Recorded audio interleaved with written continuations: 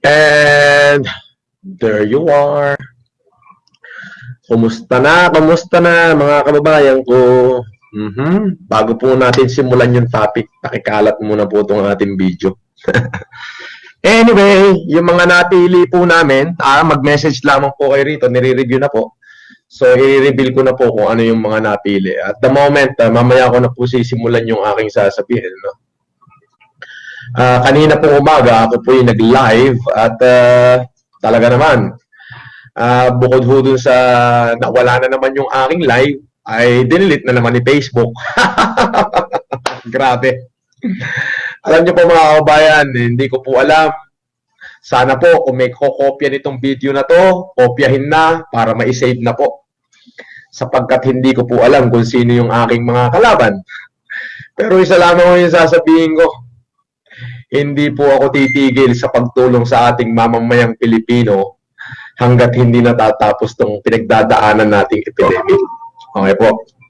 At para po dyan sa Barangay Santo Domingo, kasi po yung mga comments sa YouTube, yun po yung aking nire-review. Nireview po at nakita po namin na talaga pong meron po pala tayong mga kababayan na nasunugan dyan sa Barangay Santo Domingo, Quezon City. Ayan po. May nasunugan po tayo dyan sa Barangay Santo Domingo, Quezon City. Please, pakikalat muna po ito bago tayo magsimula ng topic.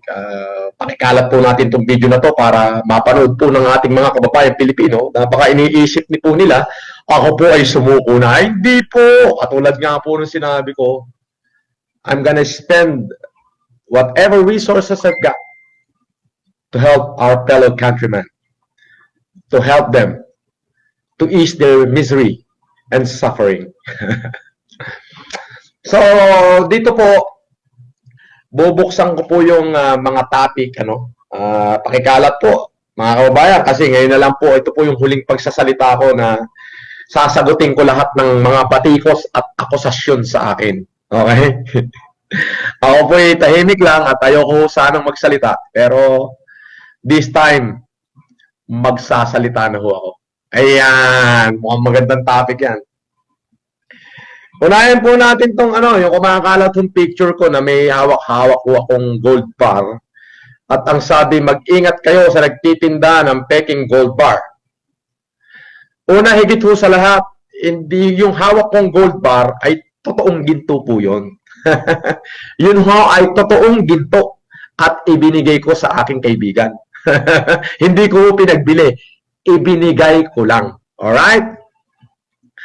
Yung pong ginto na yun, may patunay po, kasi po ako pag may ipon, pag may sobra, hindi naman ako mahilig magbangko, ibinibili ko po ng gold bar, ng gold sa arangke, pa kalakalahating kilo, pa isa-isang kilo, 1/4 kilo, at marami pong magpapatunay niyan kahit pumunta po kayo ng arangke, tanungin niyo po yung aking pangalan, especially kay Bobot Bilibiran, at kaya doon sa mga nagtitinda ng tingi-tinging ginturon, ay kung mga 20 kilo ho, ako huy bumili na. Dahil gusto kong mag-invest sa ginto. So yun ay tinutunaw at ginagawa kong pinagagawa kong para buo po siya. Na pagka ako po'y nangailangan, yun din po ay akin tinitipak-tipak at ibinebenta ko rin ho dun sa arangke kung saan tumaas na yung presyo. Ayun! Ganun po yun. Kahit i-verify nyo ho sa arangke, lahat ng mga nagtutunaw ng ginturon, isa po ako sa mga bumibili ron. Ayan, kahit very specific, isa sa pinakamalaking taga-benta ng ginto po dyan ay si Bobot Bilibiran. Ayan. Ayun o. Ako pinakamalakas mamili dyan. Pagka kumita, may pera po ako at sobra, so mag-i-invest po ako sa gold. So kaya po yung gold bar na yun, madali pong, ang ginawa po nila, kinalkal po nila yung mga lumang litrato ko. Ako bata pa lang, ako talagang lahat ng klase ng paghahanap buhayan ay ginagawa ko. Okay? So, sa pagpapala at malinis na puso, kaya ako pinagpapala ng Diyos. Alam niyo po yun. So, yung pong picture na yun, nakakalkal lang po sa album ko yun kung saan natuwa po ako kasi first ever po na nakabuo ako ng ganong kalaki, nakabuo ako ng bara sa aking pag-iipon-ipon ay natuwa po ako, ipinost ko po, pero yun po itinago ko po sa email ko sa aking unang email. Nahack po nila yung aking unang Facebook, ayun na po, ginagamit na po against me. Uulitin ko po, hindi po ako na-engage sa kahit anong pagtitinda ng ginto dyan o kahit anong klaseng transaction ng mga gold dyan. Hindi po kasi ako naniniwala dyan. Kung gusto po nyo ng ginto, pamili kayo sa Philex, magmina kayo. Kung may pera naman kayo, mura po ginto sa Arangke o de pagtaas, ibenta nyo rin. Ganun lamang po. Kasi po ang ginto ay commodity po yan na hindi bumababa at laging tumataas pagdating ng panahon. Hindi nagugunaw, hindi nawawala. Okay? Tatimingan nyo lang po yung pagtaas at pagbaba. So, that's how it is. That's how we play. Minsan nga ho, turuan ko pa kayo, yung maliit na mamumuhunan dyan, sa Arangke kasi, nandyan yung tapunan ng mga rita-ritaso, mga alahas ng mga luma, sa totoo lang ho, mas mura pa silang magbenta. Tapos pag nabili nyo yung alahas, dalhin nyo sa pawn shop, mas nasa sanla pa ho ng mas mataas. So, yun po yun. Ayan, bigyan ko lang kayo ng idea how to do it. So, yun po, yung unang issue, yung picture na nagkalat. Okay? Na nagkalat na picture na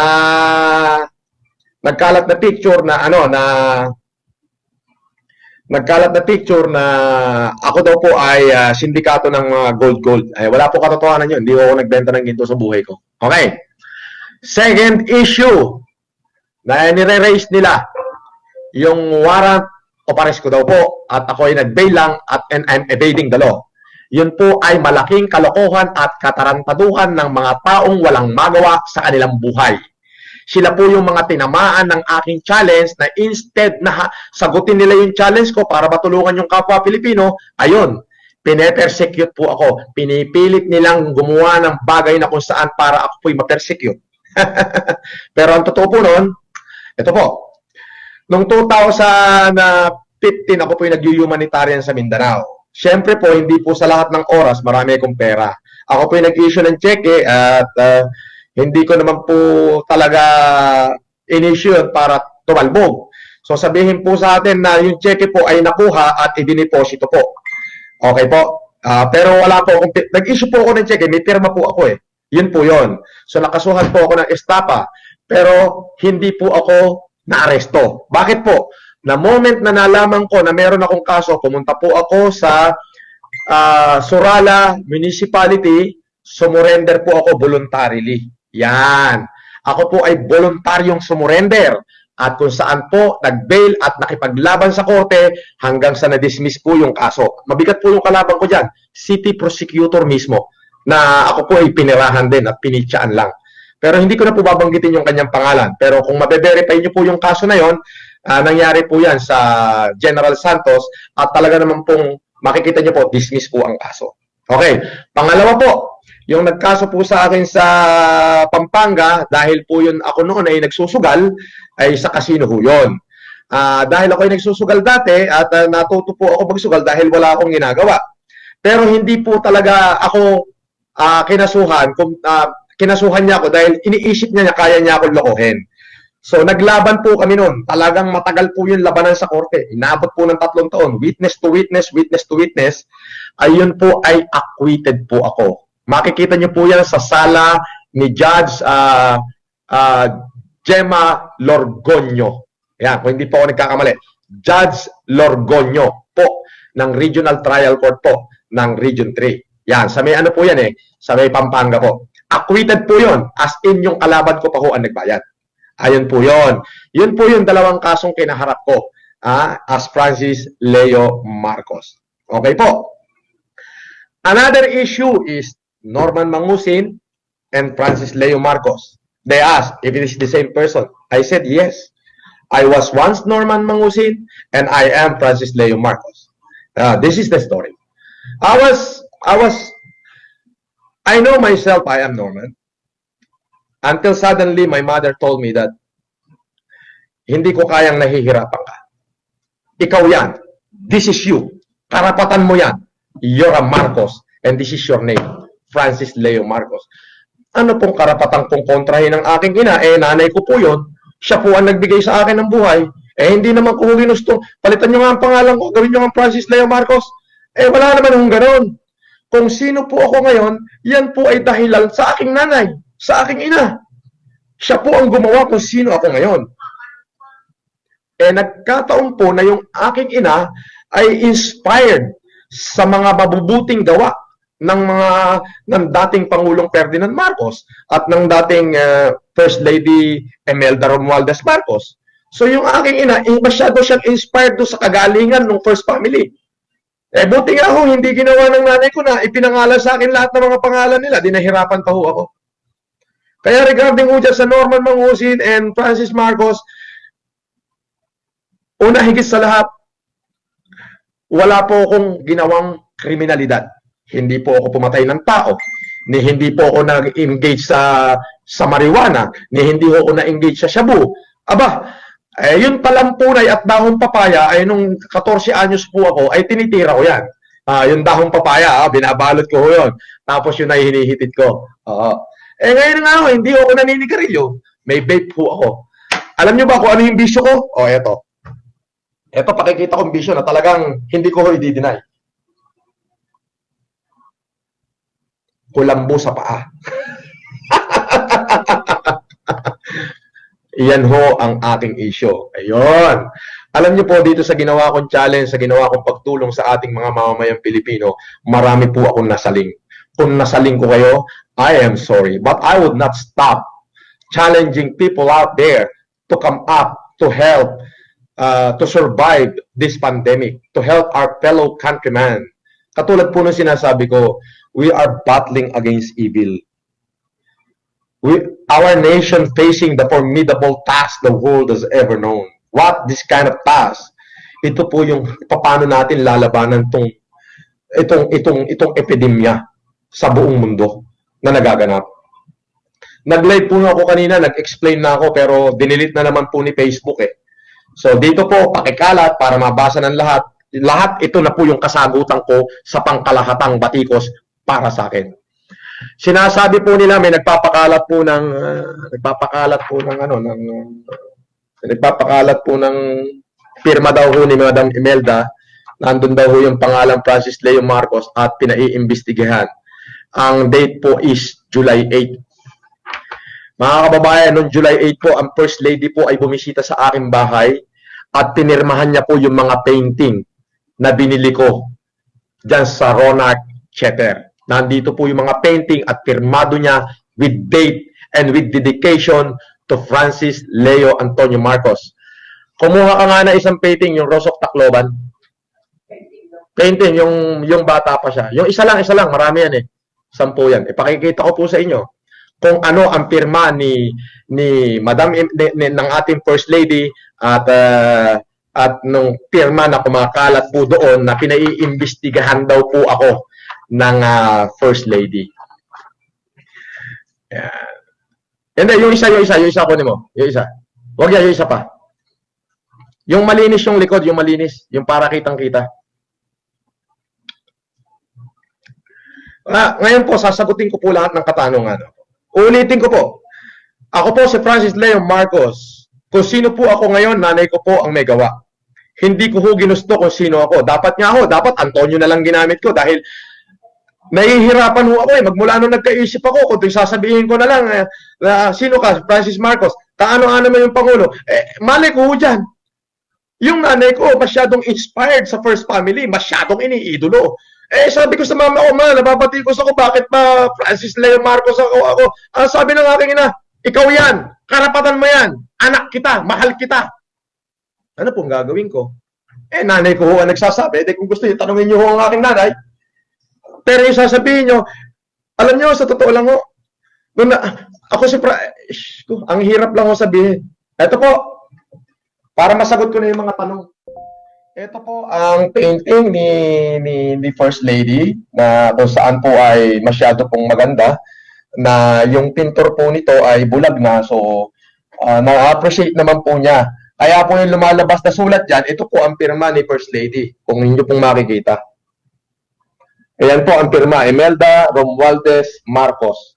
Imelda R. Marcos. Ayan po ang date niya, ng laki. Signed by Imelda R. Marcos on July 8, 2019. Kaparehas ho nung date nung araw yung pinakalumalabas dyan sa YouTube na ako raw ho ay pinaiimbestigahan. Number 22, Nightingale Street, Green Meadow, Ugong Norte, Quezon City, Philippines. In her appreciation to Francis Marcos and Bernard Chong. Ayan po ang kompletong pirma ng First Lady. Ito po siya. Maraming painting po ito. Meron pa hong solid gold na painting na kung saan nagkakahalaga ho ng malaking halaga. Ha? Pero nandito lang ho. Kaya may gold ho talaga ako. Yun ho, totoo nun. May ginto kami. Pero, meron akong ginto. Pero hindi ko ho binibenta. Pan-display lang. Ha? Ayun po. At, ngayon, saan galing akin itong pinamimigay? Naku po, ako ho'y nagbenta ng mga ari-arian. Nagbenta po ako ng mga ari-arian. May record po yan sa land registry. Nagbenta po ako ng 50 hektarya last year. At nitong taon naman po na to, nagbenta po ako ng isang property na worth 40 million. Binayaran ko lahat ng capital gain tax yan. Bayad po, kaya malinis po yung aking pera. Siya naman pong inuubos ko ngayon at pinamimigay. At ako po nananalo rin minsan sa sugal dahil malakas po akong mag-poker. Pero at the end of the day, yung puso ko po is para sa taong bayan.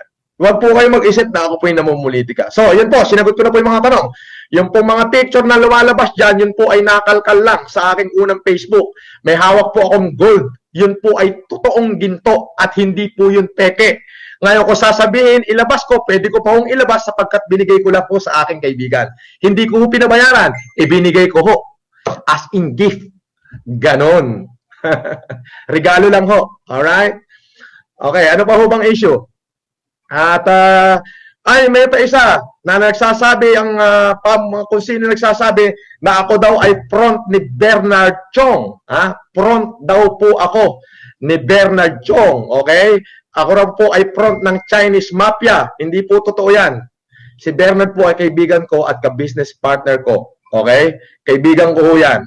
Okay? Hindi ho niya ako front. Wala ho kung kailangan magiging front. Okay? I-verify niyo po last year, nagbenta po ako ng 50 hectares almost ng aking lupain along the highway po yun. So, alam niyo na presyo pagka along the national highway. Marami ho kong property, okay, na nakapangalan ho sa akin, na ibinigay ho ng aking ina. Pero yung aking ina, ayoko na kung siyang bigyan ng stress. Kaya kung sino ho ako, nanay ko may gawa no, nasagot ko na ho yun.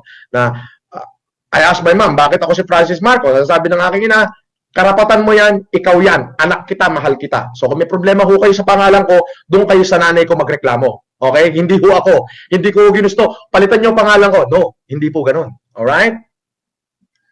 And then the second is yung picture na ako daw ay nagpepenta ng peking ginto. Hindi ho totoo yun. May sarili po akong ginto. Namimili ho ako ng ginto. Pangatlo, yun na ho, yung kumakalat na sulat na ako raw ho ay fake at pinaiimbestigahan. Yung date ho nung sulat nabasa ko the same date na nandun sa bahay ko si First Lady at pinipirmahan ho yung mga painting na binili ko dahil na-appreciate niya po ako yun po yun. Okay, and one thing, ano pa ba? Yun nga, yung ako daw ay front ng Chinese Mafia na si Bernard Chong. Hindi po. Sa pagkakakilala ko po kay Bernard, napakabuting tao. Malinis ho ang mga hanap buhay niya. Yan ho ang may-ari ng World Balance. Kasosyo ho yan ng Tim Horton. May kasosyo ng Potato Giant. Yung kauna-unahang movie Filipino anime, yung Barangay 143, siya ho may-ari niyan. Mga legal ho lahat ng hanap buhay niyan. Bakit ho pag may mabuting tao, binabatikos nyo? Bakit pag may mabuting tao na tumutulong sa mahirap, binabatikos nyo? Bakit pag mahirap, may problema? Pag mayaman, walang problema. Pag mahirap, may problema. Para ang hirap naman intindihin yan. Alam niyo ho kung ano yung challenge ko ngayon, yung pinaka-ultimate? Willing ho ako maghirap. Sa sobrang dami ho ng taong tinulungan ko, milyong-milyong Pilipino, yan, kaya ko hong patunayan yan. Buong Catanduanes sa Bicol, ako ho nagbigay ng Optimum Eye Care Program noong 2016 kay Governor Buboy Cuba. Totoo po yan. Sa buong Maguindanao, ako rin po ang nagbigay ng Optimum Eye Care Program. Pinasalamin ko po lahat ng mga Muslim, MNLF, MILF, nakatanggap po ng libreng salamin sa akin yan. Libre po. Buong Maguindanao, Cotabato City, lahat po yan. Hanggang Lake Cebu, pati po buong Palawan, hanggang Rizal, Batarasa, Nakatanggap po sa akin ng Optimum Eye Care Program yan at bigas. Sa Pasay, kung saan-saan po itong latest po ng Optimum Eye Care Program ko, ang nag-benefit po 2 bayan sa Cagayan Valley. Sa bayan ng Ramon at sa bayan ng Peña Blanca at sa distrito ni Perla Tumaliwan, yung board member, yung distrito niya. Binigyan ko po ng Optimum Eye Care Program. Namigay po ako ng libreng check-up, libreng salamin. Mahigit 250,000 pirasong salamin po ang ipinamigay ko doon. Nanlibre po. Yan, patutunayan po ng buong Cagayano yan.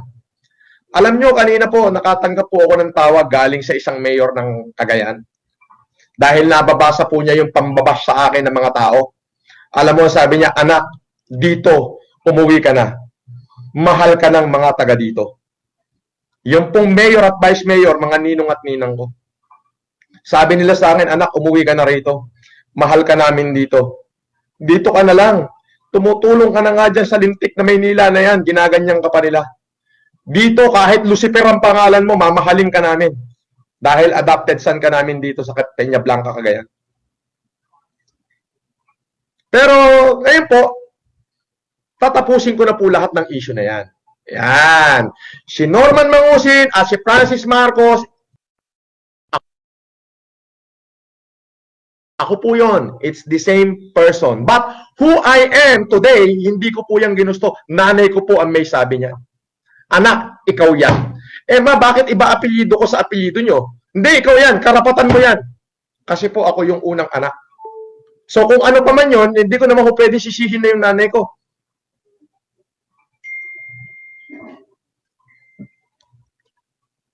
Okay? So, kung gusto nyo, tanay ko na lang ko tanongin nyo. So, una, higit sa lahat, mga kabayan, wala ho akong ginagamit na kriminal. Wala ho akong kriminal. Wala akong ginawang, hindi ako pumatay, hindi po ako kriminal. Okay? Alam niyo po yun. Hindi ko alam, kasalanan ho bang tumulong sa kapwa mahihirap? Kasalanan ho bang tumulong sa mga mahihirap nating kababayan? Yun lang ho yung akin tinatanong. So, tuloy-tuloy naman po yung pagtulong natin. Kaya nga po yung sa akin, yung pagbablog ko, it's just a challenge. If you accept my challenge, thank you very much. Mabuhay ka. But if you don't accept my challenge, para sa akin, kahit anong gawin mo, sukot ka. Alam niyo po, pinagtutulong-tulungan na po ako ngayon. Sa totoo lamang po, may nakarating po sa akin impormasyon, according sa aking abogado, ako nga raw ho ay yung mga raw hong gustong pabagsakin ako, nagpunta na ho ng Campo ng CIDG at para ipakulong ako, kinakalkal, ay nagkataon lang hong wala raw ho silang makalkal na kaso ko. Ibig sabihin, malinis ho ang pagkatao ko. Wala akong binabanggit na pangalan dito kasi hindi ko ho ugaling magbigay ng pangalan. Dahil alam ko ho yung violation kapag nagsalita ako ng pangalan. Yun na nga ho, wala naman ho akong binanggit na pangalan. Bakit nagagalit kayo sa akin? Vlog is just a vlog. Di ho ba? Huwag niyo hintayin pangalanan ko kayo. Pero hanggang ngayon, hindi ko kayo bibigyan ng pangalan. Pero alam ko na ho yung mga pangalan nyo. Yun ho yun. So para matapos na ho yung issue na yan. What I am today is because of my mother. My mother are inspired by the good deeds, the great leadership of the former President Ferdinand Marcos, and the elegance of the former First Lady Imelda Romualdez Marcos. So yung akin pong ina ay masyadong inspired doon sa Marcos family.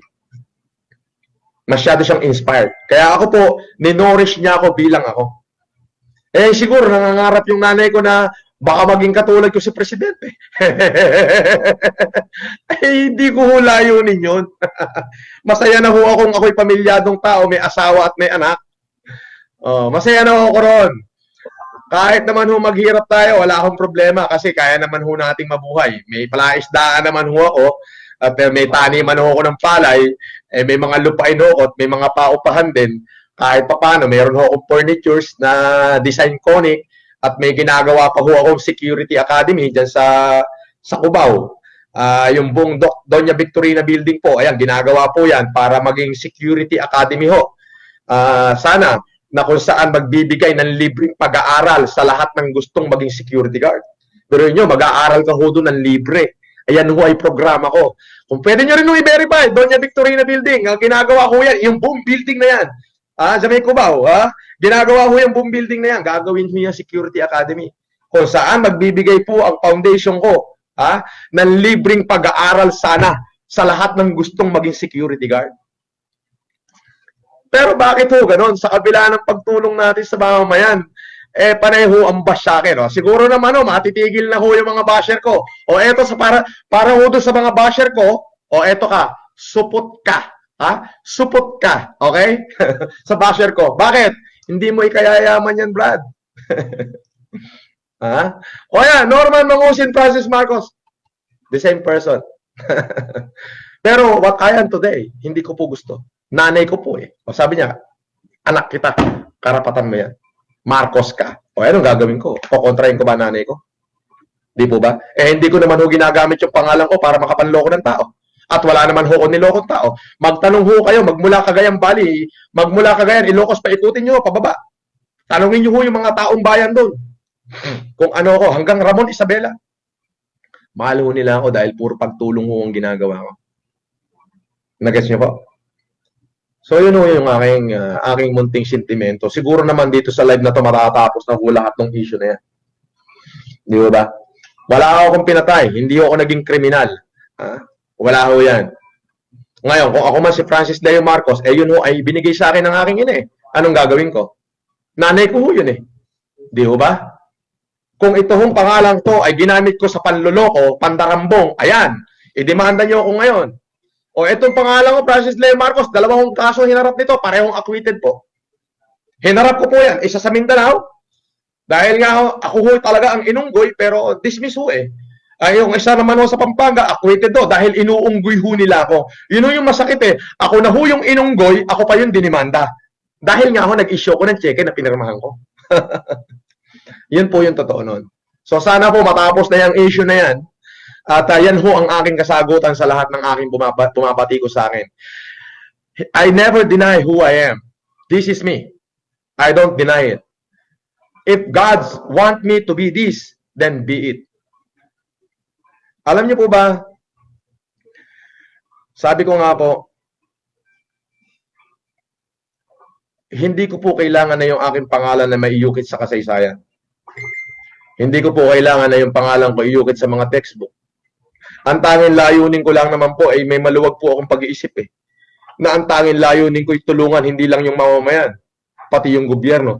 Alam niyo po ba yung epidemic natin ngayon? Itong pandemic na po nangyayari, hindi po natin alam kung saan matatapos. Ako po yung nanonood sa video ng ating Pangulong Duterte. Na ang ating pong Pangulong Rodrigo Duterte naglabas ng 200 million something. Hindi ko po eksakto, baka magkamali ako na sasabihin. 200 billion something. Pero sinabi niya, this is not enough. Ano po ang mangyayari? Tapos nakita ko po yung mga hinuhuli na nagbabarikada ng mga tao sa gitna ng COVID. Di po ba? Yung mga kababayan natin nagugutom na hindi na makakain, ano ang gagawin ko? Sabi ko, kung may maitulong, hindi ko po kayang tulungan ng mga Pilipino. Lahat hindi ko po kaya. Kakunti lang ang pera ko para sa pangkalahatan. Pero kung yung isang tao lang ang susunugin ko ng pera, isang tao lang, ay masusunog ko yung taong yon. Pero kung lahat ng Pilipino hindi ko kaya. May isa pa nga akong vlogger, ang pangalan ni Siyang Gasa, nagsunog ng pera, kupal ka. Nangyari sa'yo, minash ka tuloy ng tao. Alam mo, pwede kang, advice ko sa'yo Siyang Gasa, pwede kang mahalin ng tao dahil sa paggawa ng mabuti. Pero alam mo, para sumikat ka, gagawa ka ng katarantaduhan, aaminin mong ikaw is scammer para lang sumikat ka, ay hindi maganda yun. Alam mo, kung ginawa mo dyan sa pera sinunog mo, ay pinapalit mo ng peso, pinadala mo sa isang nagugutom na pamilya na nasunugan dito sa Santo Domingo, sa Quezon City, yung pamilyang matutulungan nun. Nakaukit yung pangalang Ziyang Gasa sa puso nun habang nabubuhay yun. Ngayon, inuulang ka ng bash. Di ba? Yun po yun sa akin. Alam niyo po, ang gusto ko lang naman po ay upuan sa langit Yun lang ho ang gusto ko, yung upuan sa langit. Hindi ko kasi alam, minsan sumasakit na ho yung puso ko. Baka ako biglang atakihin eh. Pag namatay ako, di, at least meron ho akong upuan sa langit. Para ho dyan sa mga politiko, yun sa akin ho ay challenge lang. Hindi lang naman para sa inyo, para din sa mayayaman. O at sa buong Pilipinas. Ngayon, kung ikaw naman yung politikong may ginagawa, ay hindi ka ho dapat mapikon sa akin at hindi ka ho dapat magalit. Sapagkat yung sa akin, challenge lang ho yun eh. Ang dami nga akong sumagot eh. Meron pang John Luis Laurason, nagbigay ng 500 kabambigas. Meron pang MC Emyeng, nag-donate ng 500,000. Meron Mano Marcela, nag-donate ng 3 milyon. Meron pang si, yung announcer po, si Kadani Oro, oh, nakita nyo, ibig sabihin, ginigising ko lamang po yung mga natutulog na bayani. Sa ngayon, hindi po ako nagbe-benefit, kundi yung mga kababayan natin. Kumbaga yun sa akin, sarcastic challenge yun, pero hanggat hindi po kayo gumagalaw, patuloy ko po kayong i-challenge. Hindi po ako titigil. Sabi ko nga po, limited po ang resources ko. Pero nag-set of mind na ako. Ang sabi ko sa aking asawa, kung ano meron dyan sa Japan, pagtyagaan na natin yan. Dahil itong natitira dito sa Pilipinas, ubusin ko talaga, ipamimigay ko sa ating mamamayan. Alam niyo po ba, sabi ko sana bago po maubos to, ay matapos na po yung pandemic. Alam niyo po kung bakit? Hindi lamang po yung mga kababayan ang tinutulungan natin kung tayo magsasama-sama. Hindi lamang po yung kababayan natin na mahihirap at walang makain ang ating natulungan. Pati po ang gobyerno na tulungan natin sa ating maliit na pamamaraan para manatili yung peace and order. Alam niyo po, ang taong gutom, pati pana sasalubungin yan. Gusto niyo ho bang magkaganon? Gusto niyo ho ba yung mga nagugutom na tao lumusob, pasukin tayo sa ating bahay? Hindi niyo mamatamisin yun. Kaya nga po, kung ito, ngayon pa lang, sa maagat ngayon, nagtutulong-tulong na tayo kung paano natin sila tutulungan nang sila na may makatawid buhay sa pinagdadaanan nating epidemya, ay napakasarap pong pakinggan. Nga pala, binabati ko po yung mga tumanggap po sa akin challenge, ha? Si Johan Amelia Lopez, si Jay Tulon, Mike Takayama, Jonathan Torres, Raymond Dungka, Jojo Pogi, Kimco Village. Ha? O ayan ha, narinig nyo na pangalan nyo. Jay Tulon, Mike Takayama, Jonathan Torres, Raymond Dungka, Jojo Pogi, Kimco Village, and Johan Amelia Lopez. Yan po yung mga tumanggap sa aking challenge. O, mabuhay kayo. Siyempre, yung mga frontliner natin dyan, si Mylene M. Santiago. Ha? Uy, frontliner merienda. Santiago family, mabuhay kayo. Ito po yung mga tumanggap sa challenge natin. Sila po yung nagpamerienda sa ating mga frontliner. Yun po yung aking sinasabi. Together, we can conquer. Alam niyo po, ulitin ko po. Ito po, paulit-ulit ko po itong sinasabi ko. Ang kalaban po natin dito, evil na. And the only thing for the evil to go triumph is for those good men to do nothing. Sarcastic po yung ginawa ko, but I'm just trying to awaken the hero inherent to every good man out there to come up and help our fellow countrymen from their misery and suffering. Arnel Mix! Wow! May Apari Cagayan po. Arnel Mix, ha? Oh. Arnel Miguel, Mix Miguel, Apari Cagayan, ha? Desiree Bansil, Ken Mantelo. Mabuhay kayo lahat. Yan po yung mga mabubuhay na tao. Tumanggap ng challenge ko, ha? Nakapost na po sa Facebook yan. Ay, and ito, happy birthday kay Richard Tuason, ha? Oh, Richard Tuason, ha? Nag-share ng blessing. Kasama yung kanyang asawa, ha? Na si Deli Marie Biernes. Birthday po niya, pero tinanggap niya yung challenge ko, ha? Para makapagbigay sa mamamayang Pilipino. Ayan po. Ayan. Alright. Once again, wala akong pwede sabihin sa'yo. Mabuhay ka, Richard Tuason, ha? Happy birthday. Ha? Oh, eto pa matindi. Sayas family. Tinanggap yung challenge ko, mayayaman challenge, Cagayan de Oro City. Ayan!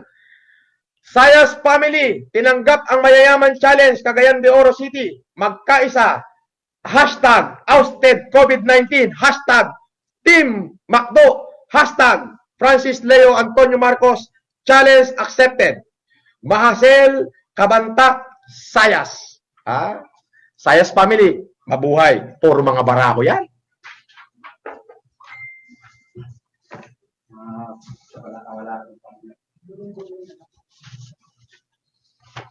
Ito pa. Hindi ho siya mayaman, pero kumasa sa challenge ko.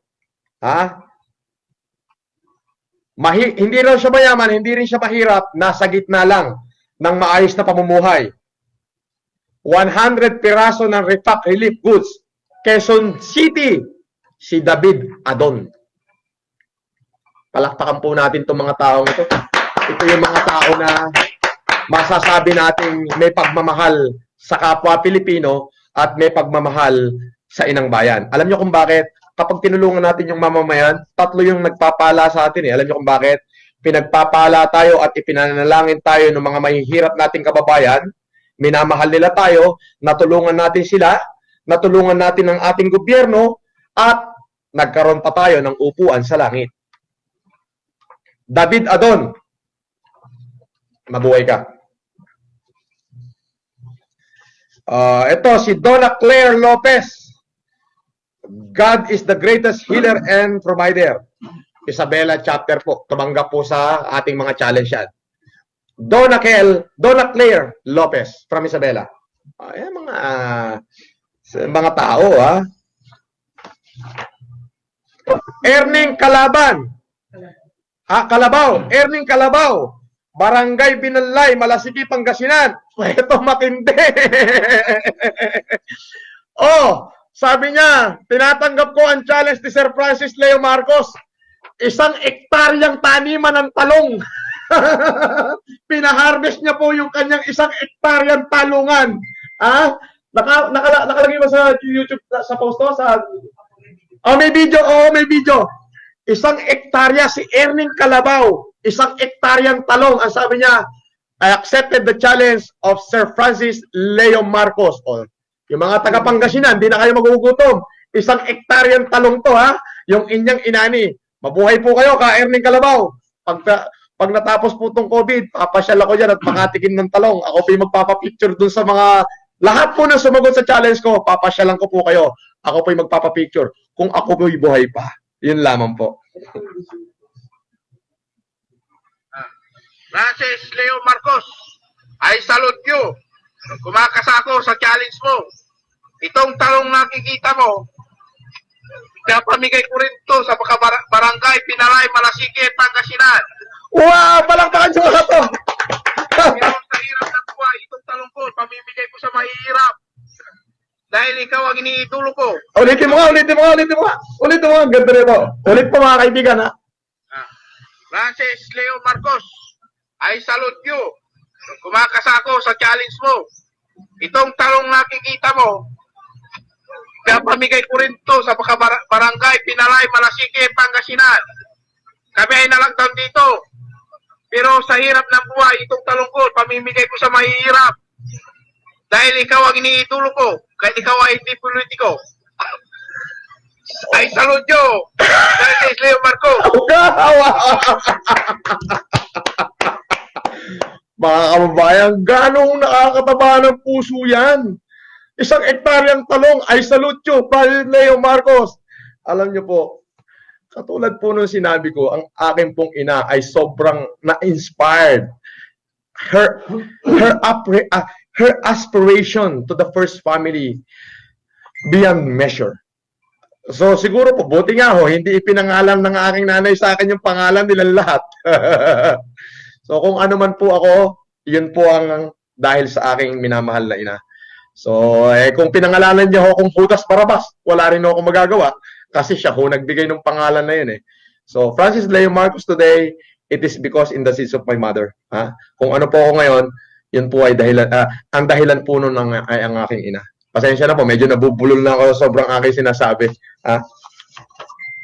Eto pa, CACG, Community Anti-Crime Group, Florence, Italy. Glenchong Group. Wow! Yun daw pong CACG, Community Anti-Crime Group, Florence, Italy. Talaga naman pong tinawagan nila yung kanilang mga pamilya rito para lang gumawa ng mabuti para sa mga COVID-19 victim. Bukod pa ho ron, pati ho pala sa Italy, tinatanggap na yung challenge ko. Ito po, sila Dansky Altamirano, Dante Cueto Esmeralda. Tama ba? Okay. Si Dansky Altamirano, Dante Cueto, Abet Caringal, Reza Cabrera, Cathy Palejon, Esmeralda Bebero, ito Aleli Pampolina. Wow! Mabuhay kayo, yung mga tumanggap sa challenge ko dyan, sa Florence, Italy. Alam niyo po, past few days, talaga naman yung Facebook is exploded at sobrang dami ho ng basher ko. Gusto ko na hong itigil yung aking ginagawa. Ako po ay sandaling nanahimik sa loob ng aking kwarto. Sabi ko, Panginoon, actually, ayoko po, nai-stress po ako. Bigyan niyo po ako ng wisdom para gawin pa to. At ang tanging, sabi ko, Panginoon, bigyan niyo po ako ng wisdom. So, biglang pumasok sa isip ko na isang kabanata sa Biblia, yung Psalm 91. Do not fear, for I am with you. Alam niyo, kinikilabutan ho ako pagka naririnig ko yun. Kanina lang hong umaga, ako ho'y pinagtutulong-tulungan na daw. Ayon sa aking abogado, kasi yung abogado ko po, nandun sa CIDG, pinagtutulong-tulungan na raw ako, talagang pinipilit ng mga taong tinamaan ng aking vlog. Hindi ko sasabihin kung sino sila o kung taga saan sila, basta sila ko'y tinamaan. Na para kalkalin daw lahat ng pangalan ko, lahat ng pwedeng ikaso sa akin. Awa po ng Diyos, wala ho silang makalkal na pwedeng ikaso sa akin. Kaya dito na po ako nag-live, at least sinagot ko na po lahat ng katanungan regarding dyan sa mga, andali ho kasing i-edit yan eh. Picture ko po yan, hindi ko po i-deny. Yan ho ang litrato ko, may hawak ko akong gold, na pinicturean ko po yung sarili ko, malayo. Actually, parang number camera pa po yung gamit ko. Kasi natuwa po ako for the first time, nakabuo po ako ng 5 kilos eh. 5 kilos po nabuo ko, pinabar ko. Gaya-gaya po tumaya. Pero kahit natanungin nyo po, hindi na po ako pupunta, kayo na ho mag-ikot sa Arangke. Lahat na nagtitinda ng ginturon. Lahat na nagtitinda ng ginturon ay talagang nabilahan ko na.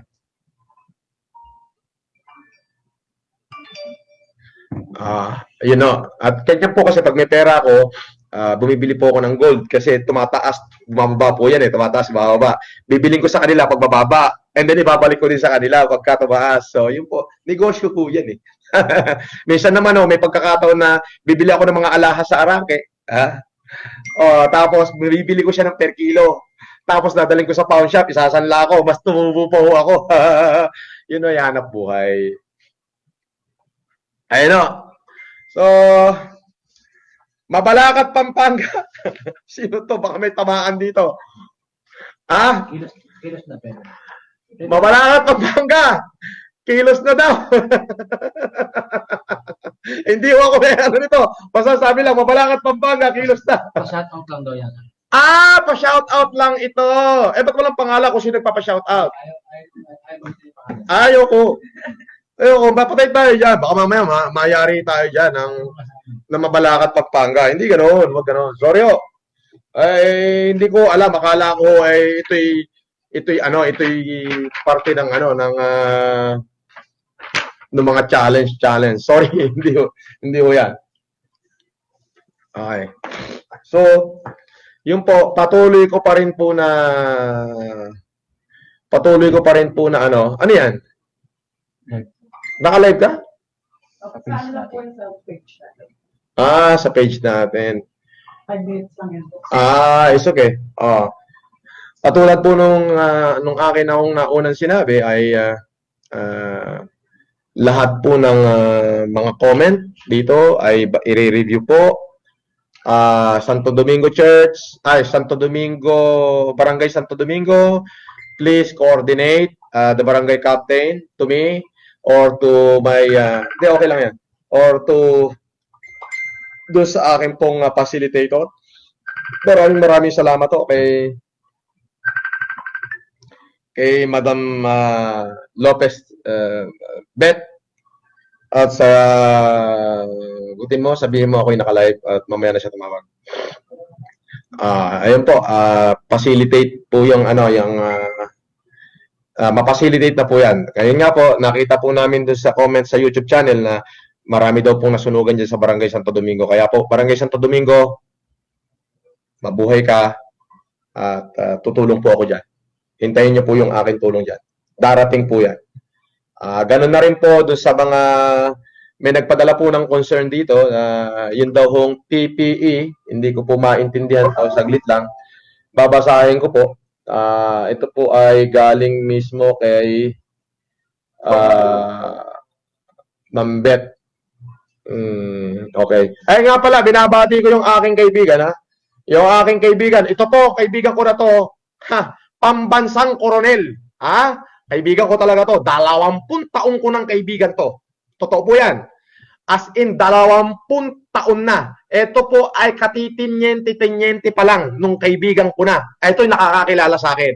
Pwede nyo hong i-verify sa kanya kung sino ako. 20 taon ko na itong kaibigan. Yung pambansang koronel, Coronel Reynaldo Magdaluyo ng Manila Police District. Parang kapatid ko yan. Mabuhay ka, Ray! Palakpakan nyo si Ray. Ayan po, ha? Yan o ay pambansang polis. Col Reynaldo Magdaluyo. Mabuhay ka. Yan. Yan po talaga, 20 taon ko na pong kaibigan yan. Pero nyo po, 20 years ko na siyang kaibigan. So, ano ibig sabihin nun? Musmus pa ho ako. Ako na si Francis Leo Marcos. Di ho ba? Musmus pa ho ako eh. Alright. Sabi, may text siya sa akin.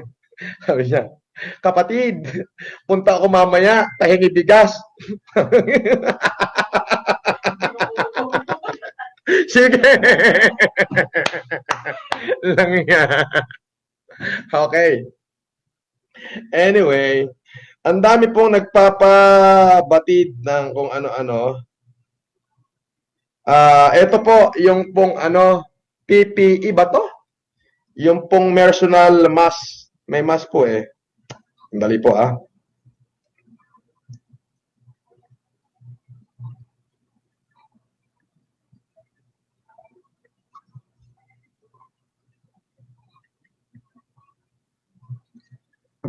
Ayun po. At, so, yun po. Basta tuloy-tuloy lang po tayo babasahin po namin mamaya yung inyong mga comments sa aking YouTube channel at kung ano pong lugar, yun talagang makita namin na medyo legit naman po yung pangangailangan. Kami po ay tutulong ng walang pag-aalinlangan. Ng walang pag-aalinlangan. Ulitin ko po mga kababayan, that is my ultimate challenge to them, that we should have to stand as one hanggang sa matapos po itong ating pinagdadaan ng epidemic. Yung wag nyo rin pong kalimutan yung social distancing, mga kababayan. Hindi po dahil sa tumutulong tayo ay susuwayin po natin yung ipinag-uutos ng gobyerno. Hindi po ganun. Kung maaari po, sundin po natin kung ano yung itinatakda ng batas at kami naman po ay nakahandang tumulong. So ang gagawin ko na lamang po ay patatawag ko na lang po yung mga barangay, yung barangay na pinakamaraming request at legit, kakausapin po namin yung barangay kapitan para iparating yung tulong na atin pong ibinibigay. Hanggang sa muli po mga kababayan, hindi po ako titigil hanggat hindi po natatapos itong ating epidemic. Pero pagkatapos po at natanggal na po yung quarantine at safety na po tayo, titigil na rin po ako sa aking ginagawa. Ang tanging layunin ko lamang po ay makasurvive po ang bawat Pilipino. Totoo po yun. Makasurvive po tayong lahat and we could start it over again. Alam niyo po, may epidemya po tayo ngayon. Higit sa lahat, nararamdaman po natin ang pangangailangan ng bawat isa. Pero ganun pa rin, hindi ho kaya ng gobyerno yan. Kaya po, katulad ho ng sinabi ko, barako po ako, hindi po ako supot. Oh, masakit, wala akong pinatamaan. Kung ikaw yung supot, edi ikaw na yon. Kung hindi naman, accept my challenge. Mahal ko po kayong lahat. Ulitin ko po, magpasalamat po kayo sa Diyos dahil binigyan niya kayo ng isang babae na nagsilang kung ano ako ngayon. At yung babae na yon, masyadong inspired sa kagalingan ng dating Pangulong Ferdinand Marcos at ng dating First Lady Imelda Romualdez Marcos. Ayaw mo, masyado siyang inspired. So, hindi ko makontra, nanay ko eh. Ang akin pong inang yun eh. Ito gawin mo, ito gawin mo. Inang, okay ka lang ba dyan? Anak, yan ang buhay mo. Dito lang ako. Mahal kita.